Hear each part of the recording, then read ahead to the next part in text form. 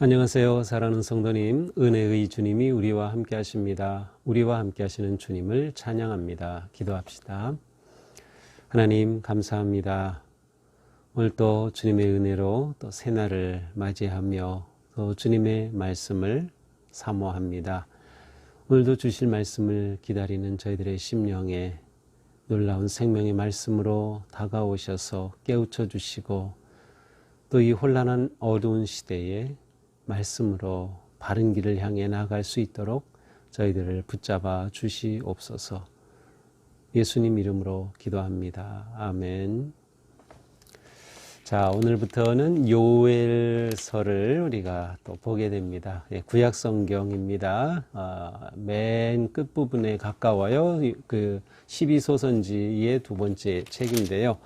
자, 우리 요엘서 오늘은 1장 1절부터 12절까지입니다.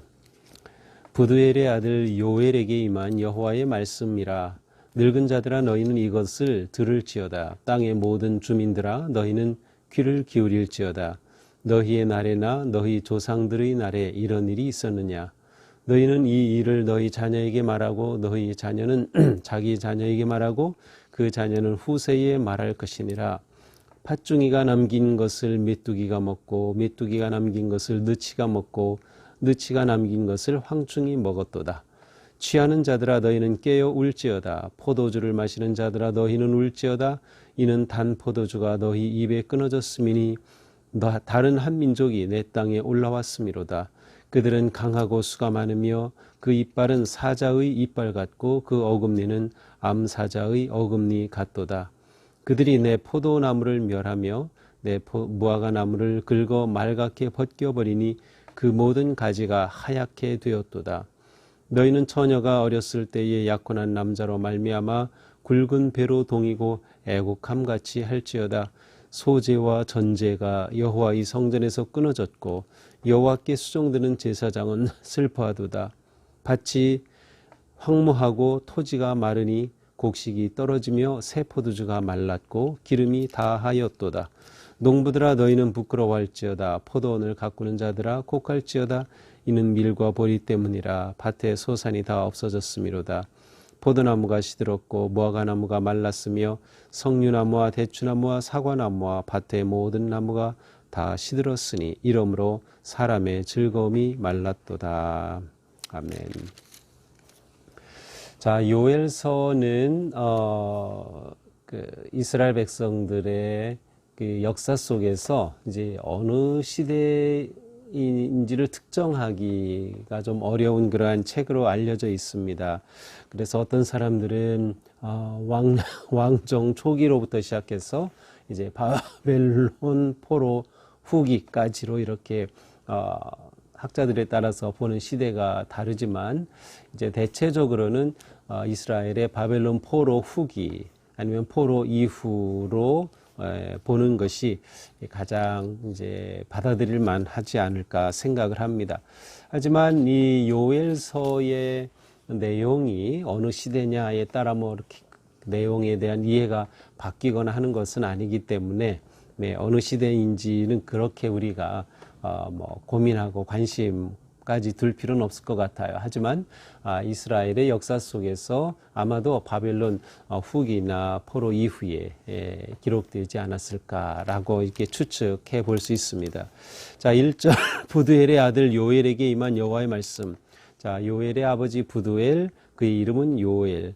아마도 요엘이라고 하는 것은 여호와는 하나님이시다라는 뜻이에요. 그러니까 이 부두엘이 요엘이라는 이름을 지을 때 굉장히 신앙적인 그러한 마음으로 이름을 지은 것 같습니다. 자, 요엘에게 임한 여호와의 말씀이니라. 요엘에게 어떤 말씀이 임했을까요? 예언자는 하나님의 말씀을 받은 자입니다. 예언자는 하나님의 말씀을 받아서 그 말씀을 그대로 선포하는 자입니다. 그래서 예언자를 하나님의 입이라고 부르기도 합니다. 보통 우리는 예언자는 미래에 되어질 일에 관한 말씀을 선포하는 것으로 쉽게 생각하지만 그러한 영역도 있지만 가장 핵심적인 의미는 하나님이 말씀을 주실 때 그 말씀을 그대로 선포하는 그러한 역할입니다. 자, 그러면 요엘에게 어떠한 말씀이 임했습니까? 2절, 늙은 자들아 너희는 이것들을 들을지어다. 땅의 모든 주민들아 너희는 귀를 기울일지어다. 너희의 날에나 너희 조상들의 날에 이런 일이 있었느냐. 자, 먼저 늙은 자들에게, 그러나 여기서 늙은 자는 단지 나이가 많다는 의미보다는 지도자들을 의미한다고 볼 수 있어요. 지도자들을 보통 이렇게 표현을 했기 때문이죠. 그들에게 이것을 들어야 한다. 또 늙은 자들뿐만 아니라 땅의 모든 주민들에게 말합니다. 너희는 귀를 기울여라. 지금 하나님으로부터 받은 말씀이 선포되는데 여기에 귀를 기울여야 한다. 놀라운 말씀이 지금 선포되고 있습니다. 너희 조상들에게 이런 일이 있었느냐? 지금 선포된 말씀을 보면 엄청난 일입니다. 이것은 그들의 조상들이 경험하지 못했던 놀라운 일들이라고 하는 것이죠. 따라서 3절 이 일을 너희는 자녀에게 말하라. 너희 자녀는 또 그 자기 자녀에게 말하고 그 자녀는 그 후세에게 말할 것이니라. 왜냐하면 하나님으로부터 온 이 말씀이 후세에게까지 모든 자녀에게 모든 세대가 알아야 이 말씀이 담고 있는 그 위기와 재앙으로부터 피할 수 있기 때문이에요. 하나님께 바르게 응답할 수 있기 때문이죠. 그래서 전해야 한다는 겁니다. 말해줘야 한다는 것이죠. 어떻게 보면 이제 요엘이 말씀을 선포하면서 이 말씀을 집중하고 들어야 할 것을 표현하는 것이기도 합니다. 자, 그러면 무슨 일입니까? 어떤 일이죠? 4절 팥중이가 남긴 것을 메뚜기가 먹고 메뚜기가 남긴 것을 느치가 먹고 느치가 남긴 것을 황충이 먹었도다. 자, 여기서 팥중이, 메뚜기, 느치, 황충 뭐 이러한 여러 단어들이 나오는데 그냥 통칭해서 메뚜기라고 보는 것이 좋을 것 같아요. 굳이 이것을 생물학적으로 설명할 필요는 없을 것 같고요. 실제 히브리서에서도 그냥 메뚜기로 다 번역이 된다고 합니다. 그러니까 메뚜기를 이렇게 여러 이름으로 지금 표현하고 있어요. 그만큼 이 일이 엄중하다. 이 일이 아주 피할 수 없는 그러한 일이다라고 하는 것을 말하는 것이죠. 그렇습니다. 요엘서가 말해주는, 아니면 요엘이 선포하는 메시지의 중심의 첫 번째가 바로 메뚜기 재앙입니다. 메뚜기 재앙의 선포를 통해서 하나님은 요엘을 통해 이스라엘 백성들을 지금 깨우치고 그들을 새로운 세대로 이끌어 가시려는 것이죠. 자, 처음은 늙은 자들아 이렇게 했어요. 그리고 땅의 모든 주민들아 그들에게는 들어라, 귀를 기울여라, 다음 세대에게 말해 주어야 한다. 이렇게 선포가 됐어요. 5절 취하는 자들아, 이것은 술을 마시고 취한 상태를 말합니다. 너희는 깨어 울지어다. 포도주를 마시는 자들아 너희는 울지어다. 이는 단 포도주가 너 입에서 끊어졌음이니. 자, 메뚜기가 와서 싹 휩쓸어 가버리면 완전히 멸절입니다. 마치 이집트에 이스라엘 백성들이 이집트에서 탈출할 때 메뚜기 재앙이 내렸던 것처럼 메뚜기가 임할 때 모든 것은 다 사라지고 말죠. 모든 농산물 완전히 황폐해지고 맙니다. 자, 이것은 포도나무에도 적용이 됩니다. 따라서 취하는 자들아 너희는 좋은 포도주를 마시며 취했지 이제 너희에게 선포한다는 거예요. 깨어 울지어다. 이제 너희는 깨어 울어야 한다. 너희는 울지어다. 이제 울지어다라는 같은 단어로 나와 있지만 처음에 울지어다 바카는 그냥 운다는 것이에요. 그러나 두 번째 너희는 울지어다 야랄이라는 것은 아주 비탄하게 애곡하는 그러한 울음을 말합니다. 이제는 술 마시며 포도주 마시며 즐기던 너희가 울어야 한다는 것이죠. 왜? 단 포도주가 너희 입에서 끊어졌다. 더 이상 너희는 포도주를 마실 수 없어. 그런데 여기에서 이 표현은 단 포도주를 마실 때 누군가가 그것을 확 낚아채 버린 것과 같은 그런 이미지가 담겨 있어요. 그들이 즐기던 모든 것들이 순식간에 사라지고 빼앗기는 모습이죠. 왜 그렇습니까? 6절 다른 한 민족이 내 땅에 올라왔음이로다. 그들은 강하고 수가 많고 이빨은 사자 이빨 같고 어금니는 암사자 어금니 같도다. 그들이 내 포도나무를 멸하며 내 무화과나무를 긁어 말갛게 벗겨버리니 그 모든 가지가 하얗게 되었도다. 자, 한 민족이 땅에서 올라와 바로 메뚜기 재앙을 말하죠. 이제 뒤에서는 이 메뚜기 재앙이 구체적으로 한 민족의 침략과 관계가 되는 모습으로 이제 다시 드러나게 되는데, 여기에서 한 민족이 내 땅에 올라왔다. 메뚜기 재앙을 이렇게 표현하고 있습니다. 어떤 일이 일어납니까? 그래서 그들의 사자의 이빨 같아서 강한 어금니로 물어뜯는 것과 같아요. 그래서 포도나무가 멸하여지고 무화과 나무가 다 껍질이 벗겨서 하얗게 되고 말았다는 거예요. 무화과 나무, 포도나무는 하나님께서 복을 주심의 상징입니다. 그러나 하나님이 주신 이 복이 완전히 다 황폐해지고 말한 거죠. 나무가 다 하얗게 황무해지고 말라버리고 만 모습입니다. 그러니 취하던 너희들 울어라, 애곡할 시간이다 라고 하는 것이죠. 8절, 너희는 처녀가 어렸을 때 약혼한 남자로 말미암아 굵은 배로 도이고 애곡함 같이 할지어다. 자, 이제는 어려서 결혼했던 이 여인이 그 신랑의 죽음으로 말미암아 굵은 베옷을 입고 애곡함 같이 할지어다. 그들에게 임한 고통이 얼마나 극심한지를 보여줍니다. 이렇게 되면 하나님께 드리는 제사조차 제대로 드릴 수 없게 되어 9절, 소제와 전제가 여호와의 성전에서 끊어졌고 여호와께 수종드는 제사장은 슬퍼하도다. 모든 제사 시스템이 멈춰버리고 말았어요. 소제는 곡식가루와 기름과 향을 섞어 하나님께 드리는 그러한 제사인데 드릴 게 없는 거죠. 포도원, 무화과나무, 모든 곡식이 다 메뚜기 떼로 인해 없어져 버렸으니 하나님께 드릴 제물조차 없는 거예요. 제사가 멈추는 거죠. 사실 제사가 멈춤의 가장 큰 핵심은 하나님과의 관계가 끊어지는 것을 말해요. 하나님과 거리두기가 생긴 거예요. 하나님께 나아가지 못하는 것을 말하는 겁니다. 밭이 황무하고 토지가 마르니 곡식이 떨어지며 새 포도주가 말랐고 기름이 다하였도다. 이제 그 모든 농산물, 모든 것들이 다 황무해지고 사라지고 말라버리고 말았습니다. 자, 11절, 이번엔 농부들입니다. 농부들아, 너희는 부끄러워할지어다. 포도원을 가꾸는 자들아, 곡할지어다. 이는 밀과 보리 때문이라 밭의 소산이 다 없어졌음이로다. 농부들이 그렇게 잘 열심히 가꾸어서 추수를 하던 것들이 메뚜기 떼로 인해 다 황무해지고 말았습니다. 12절, 포도나무가 시들었고 무화과나무가 말랐고 석류나무, 대추나무, 사과나무, 밭의 모든 나무가 다 시들었으니 이러므로 사람의 즐거움이 말랐도다. 모든 소산물이 다 말라버렸으니 결국 사람의 기쁨도 즐거움도 말라버리고 말았습니다. 자, 이렇게 요엘이 선포한 메시지는 바로 메뚜기 떼 재앙입니다. 메뚜기 떼 재앙의 선포입니다. 이 재앙으로 말미암아 어떤 일이 일어나는지를 구체적으로 그 비참하고 황폐하고 그 무엇으로도 돌이킬 수 없는 모습을 보여주고 있습니다.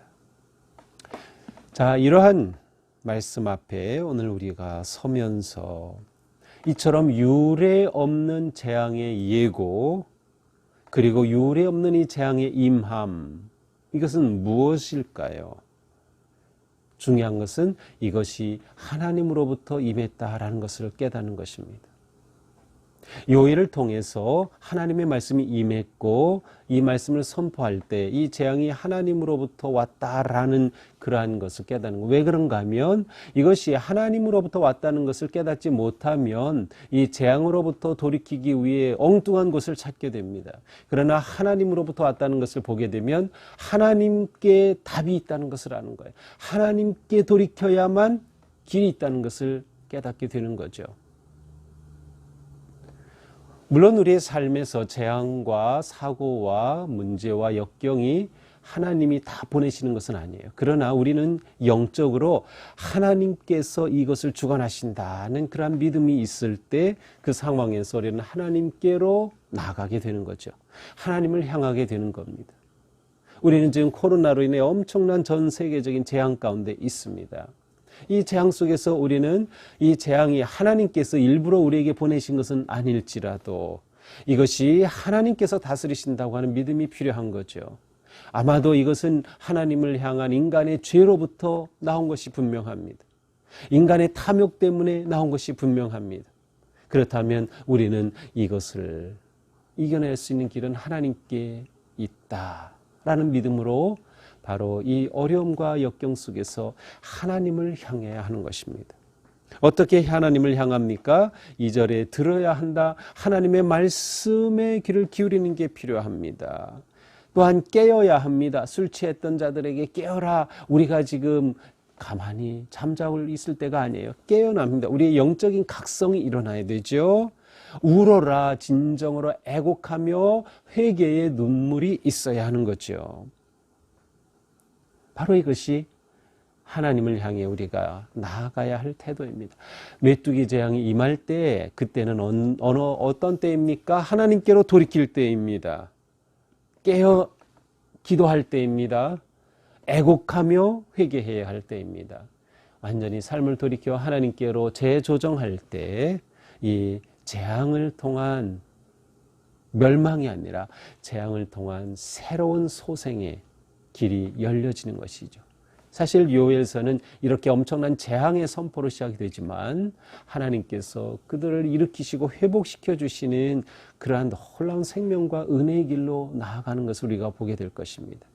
우리가 그렇다면 이 요엘서의 나아감처럼 우리도 역시 이 코로나 위기 어려움 우리 삶의 문제 속에서 하나님께 소망을 두고 하나님 앞에 돌이키는 길로 나아가야 할 것입니다.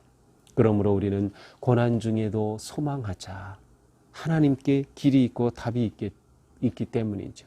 고난 중에 우리는 정직하게 하나님께 돌이키자. 그렇게 돌이키기 위해서는 우리의 현재 모습을 인정해야 합니다. 우리가 현재 겪고 있는 일도 인정해야 합니다. 나의 부끄러움과 죄도 인정해야 합니다. 그렇게 하나님께 돌이키고 하나님께 시선을 고정하게 될 때 코로나로 흔들리던 우리의 삶, 문제와 역경과 재앙으로 흔들리던 우리의 삶이 하나님의 치유와 회복의 은혜로 나아가는 그러한 놀라운 순간이 될 것입니다. 오늘 말씀을 보면서 우리는 하나님 앞에 애통하는 마음으로 돌이키며 재앙 속에서도 하나님의 그 놀라운 인애와 사랑을 찾아갈 수 있는 우리 모두가 되기를 주님의 이름으로 축복합니다. 기도합시다. 하나님 감사합니다. 오늘 요엘의 말씀을 통해서 하나님께서 이 세상을 주관하시고 다스리시며 때로는 심판하시고 또 재앙을 주장하시기도 함을 봅니다. 주님, 이 말씀 앞에서 저희들이 돌이킬 수 있게 하여 주옵소서.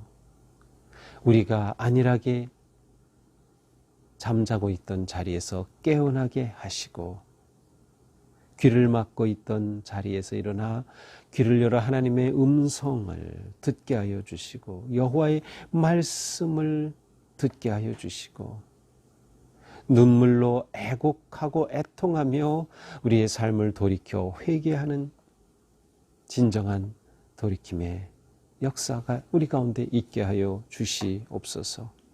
오직 하나님께만 소망이 있고 하나님께만 구원이 있음을 저희들은 믿기에 이 어려움 중에도 주님을 향하게 하여 주시옵소서. 요일을 통하여 선포된 말씀으로 하나님은 이스라엘을 회복하기를 원하셨고 그들을 돌이키게 하여 다시금 새 언약으로 인도하시기를 원하셨던 하나님, 바로 오늘 우리를 향해 그렇게 다가오신 주님을 믿습니다. 저희가 온전히 하나님을 향해 우리의 삶을 새롭게 고정하고 재조정하며 온전히 주님을 향해 나아가는 참된 믿음의 길을 잘 걸어갈 수 있도록 인도하여 주시옵소서. 예수님 이름으로 기도합니다. 아멘. 네, 오늘도 우리가 하나님 붙잡고 하나님께 열망하고 애곡하고 기도하며 진정한 구원의 손길을 만나는 그런 복된 하루가 되기를 주님의 이름으로 축복합니다.